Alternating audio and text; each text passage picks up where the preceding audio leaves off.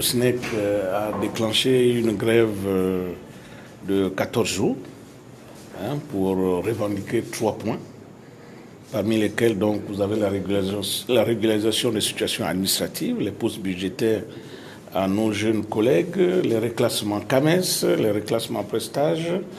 Vous avez aussi le problème de la retraite, c'est-à-dire le prélèvement abusif qui est contraire à la loi des enseignants qui ne se répercute pas lorsqu'ils partent à la retraite. Et puis vous avez le problème des services rendus. Donc ce sont ces éléments qui ont amené les enseignants à donc voter la grève le vendredi 7 juin. Donc aujourd'hui, le ministre a voulu s'enquérir de la situation exactement, et c'est le compte rendu qui lui a été fait.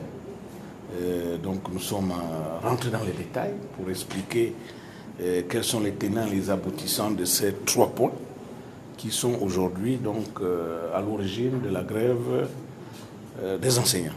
Et donc par conséquent, nous allons attendre lorsque les résultats concrets seront mis à notre disposition, et bien la prochaine Assemblée générale des enseignants appréciera. Nous sommes en grève pour la résolution d'un certain nombre de points. Pour l'instant, aucune solution n'a été apportée aux points qui ont été posés. Maintenant, nous gardons l'espoir que d'ici là, peut-être, des solutions seront apportées. Et ce sont ces solutions qui seront appréciées par les enseignants pour décider de la suite à donner.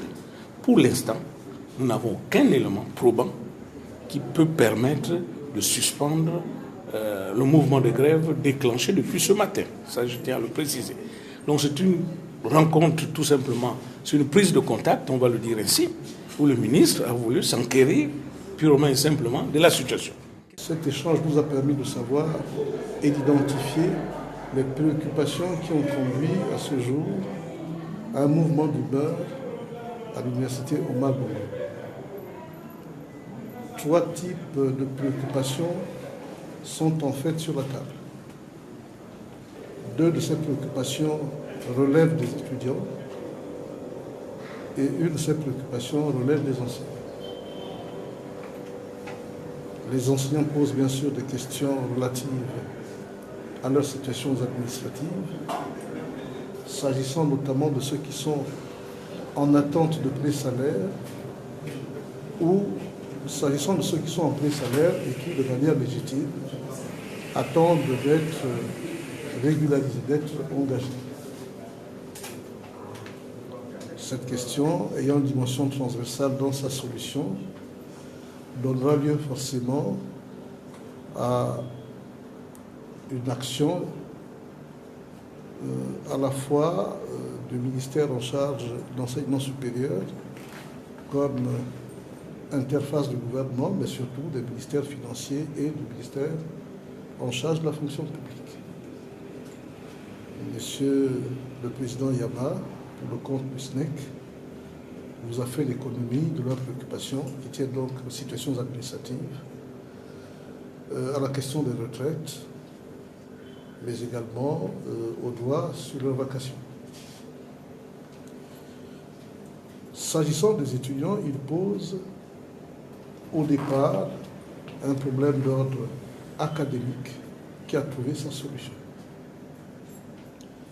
À ce jour, ils mettent en avant la question de la bourse, dont ils réclament le bénéfice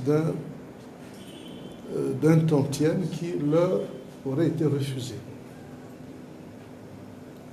À ce propos, l'Agence nationale des bourses du Gabon, qui est l'interlocuteur naturel sur cette question, a rencontré les étudiants, à la fois par leurs mutuelles respectives, et a justifié les fondements de la situation actuelle. Puisqu'il y a des malentendus, cela exprime un besoin d'échange. Alors je vais appeler les différents partenaires sur la table de discussion pour qu'on sorte de la confusion actuelle. L'université, à mon sens, est l'antichambre de la société de demain. il est bon que les étudiants, effectivement, posent les problèmes en toute responsabilité, selon la pertinence que leur offrent les procédures sur lesquelles ils sont à leur avantage. Mais nous devons tous convenir que barrer la route, empêcher, y compris que l'épreuve du BEPC ou que des concours nationaux aient lieu, c'est la plus mauvaise des manières d'avoir introduit un débat. Donc je voudrais appeler au ressaisissement pour qu'en toute sérénité le débat s'ouvre et un débat bien posé appelle des réponses tout à fait évidentes.